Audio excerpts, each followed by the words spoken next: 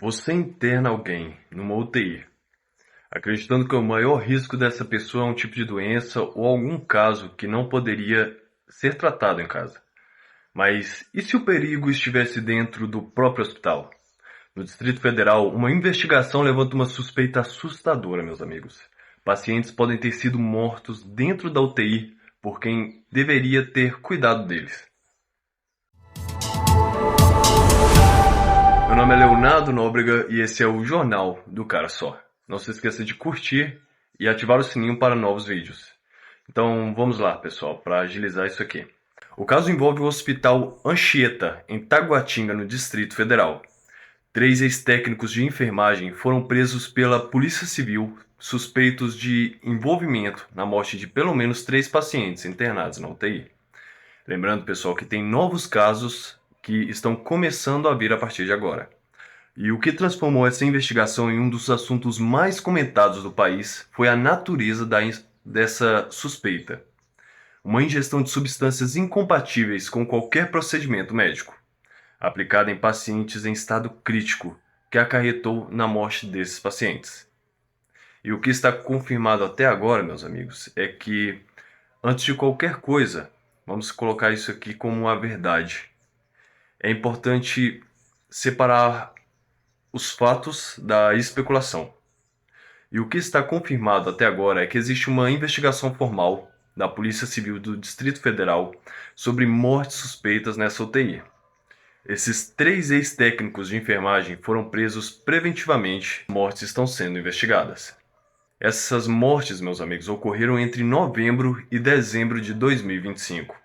O caso ganhou repercussão nacional com prisões e novas informações divulgadas em 19 e 22 de janeiro de 2026. A polícia trabalha com a hipótese de aplicação de substâncias de formas irregulares nessas pessoas, incluindo, meus amigos, a suspeita de desinfetante injetado na veia de alguns desses pacientes. Isso foi divulgado oficialmente, agora todo o resto ainda está sobre apuração. Porém, nessa linha do tempo, meus amigos, podemos ver que é um louco de fazer esse tipo de coisa. É um animal. Não sei o que se passa na cabeça de um tipo de pessoa dessa. Morrer numa UTI, infelizmente, não é algo raro. E foi exatamente por isso que no início nada chamou a atenção. As mortes aconteceram entre novembro e dezembro, uma aqui e outra ali. Casos que, isoladamente, poderia ter sido explicado por falência clínica ou agravamento natural do quadro. Porém, com o tempo, algo começou a incomodar. Profissionais do próprio hospital passaram a notar semelhanças estranhas, horários próximos, quadros que pioravam de uma forma muito rápida e, principalmente, as mesmas pessoas aparecendo. Isso repetidamente nos momentos críticos desses pacientes. O hospital então abriu uma apuração interna, revisou prontuários, checou registros, voltou nas imagens das câmeras e descobriram algo inacreditável. Porque quanto mais se voltava no tempo, mais a sensação crescia. Aquilo não parecia apenas uma mera coincidência.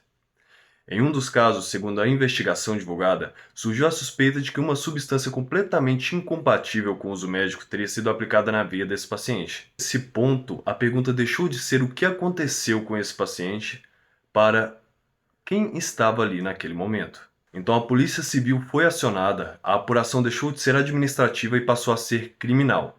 Registros do acesso de computadores e movimentações da UTI, como imagens de seguranças e relatos de funcionários, foram cruzados.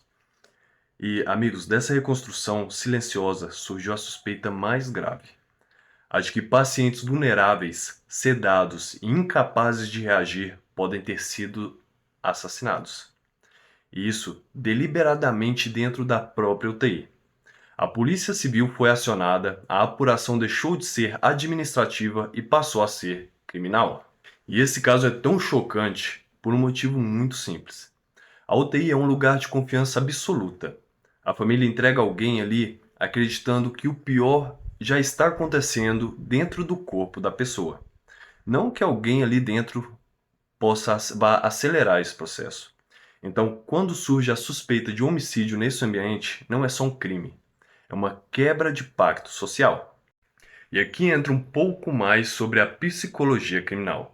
E é preciso ser bem honesto. A motivação ainda não está totalmente confirmada.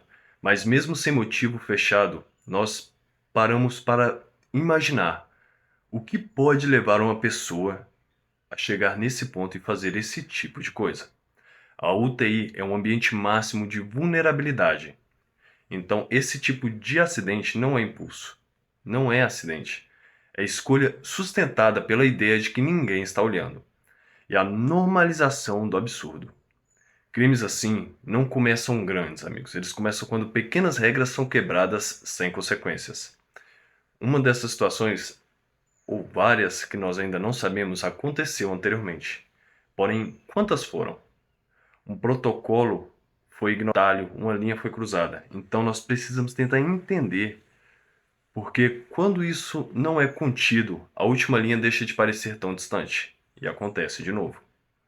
E para fazer algo assim, a pessoa precisa desligar a empatia com a outra pessoa. A vítima acaba virando um número, o leito vira o cenário. Isso não justifica o raio-x do comportamento dessa pessoa.